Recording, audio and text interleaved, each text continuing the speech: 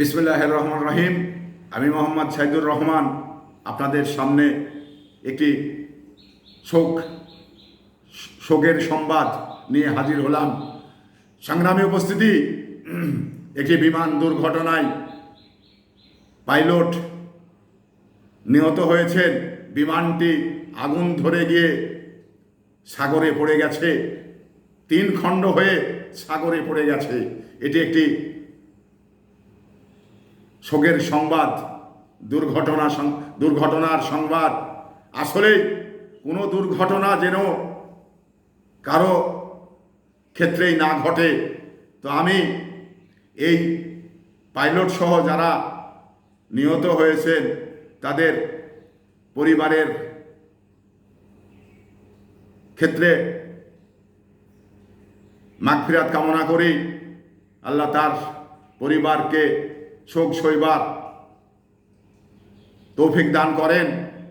তো সংগ্রামী উপস্থিতি, এই দুর্ঘটনা সব ক্ষেত্রেই ঘটতে পারে। এই দুর্ঘটনা ঘটানোর পাছনে যেমন আল্লাহ বলছেন যে ভালোটাও আমি ঘটাই, মন্দটাও আমি ঘটাই, কিন্তু ত্রুটি বিত্রুটি আপনাদের দেখিয়ে চলতে হবে। ন্যায় অন্যায়, লিগেল আনলিগেল, এটা দেখে চলতে হবে। তো এখানে এই বিষয়গুলোতে আমার আপনার তো আসলে কারো হাত থাকে না। তো আজকে এই বিমানটি যে আগুন ধরে গিয়ে 3 খণ্ড হয়ে সাগরে পড়ে গেছে, এই বিমানটি এখন ফায়ার সার্ভিস, নৌবাহিনী, বিমান বাহিনী তারা বিমানটি খুঁজে বেড়াচ্ছেন সাগরে। তো এই অবস্থায় একজন পথচারীকে যারা দেখেছে তাদের সাংবাদিক প্রশ্ন করলে এই বিমানটি 3টি খণ্ড হয়ে আগুন ধরে যাওয়ার পরে 3টি খণ্ড হয়ে সাগরে পড়ে গেছে। তো এই অবস্থায় ড্রাইভার, পাইলট প্যারাশুট নিয়ে 2জন ড্রাইভার নামতে গিয়ে পড়ে ইন্তেকাল করেছেন। তো ইন্না লিল্লাহি ওয়া ইন্না ইলাইহি রাজিউন। তো আসলে এই জাতি হিসাবে এই দুর্ঘটনা আমরা কিন্তু কখনো চাই না। এটা কিন্তু কোনো মানুষই কখনো কামনা করেনি বা করে না। তো সেই জায়গায় থেকে তারপরেও ঘটনা ঘটে যায়। তো এবার যে বিষয়টি ঘটেছে, এ বিষয়টি বড় দুঃখজনক। কারণ একটি বিমান যা অনেক উপর দিয়ে উড়ে বাংলাদেশ থেকে বিভিন্ন রাষ্ট্রে যায়, সেখানে মানুষের নিরাপত্তা রয়েছে বলেই তো মানুষ এই বিমানে চড়ে বিভিন্ন রাষ্ট্রে সফর করেন, ব্যবসা বাণিজ্য করতে যান।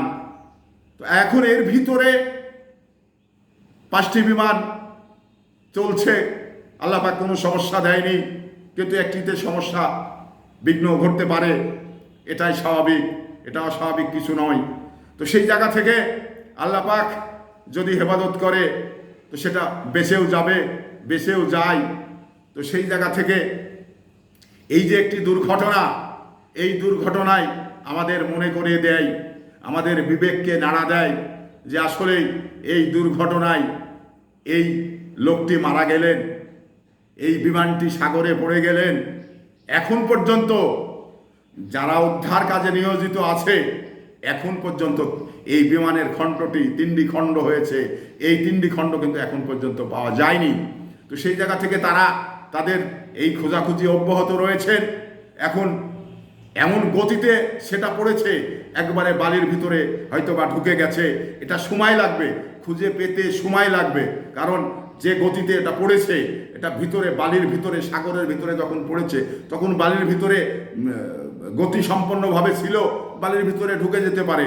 তো সেটা এখন পর্যন্ত যখন পাইনি, পরবর্তী সময় পেতে পারে, পেলে মিডিয়াতে আসবে। তো সেই জায়গা থেকে আমি যারা এই বিমান দুর্ঘটনায় নিহত হয়েছেন তাদের জন্য মাগফিরাত কামনা করি। আল্লাহ পাক তাদের সংসদ পরিবারের যেন ধৈর্য ধরার তৌফিক দান করেন, এই আশা ব্যক্ত করেই এই ঘটনা যেন আর কারো ক্ষেত্রেই না ঘটে, এই আশা ব্যক্ত করেই বিদায় নিচ্ছি। আসসালামু আলাইকুম।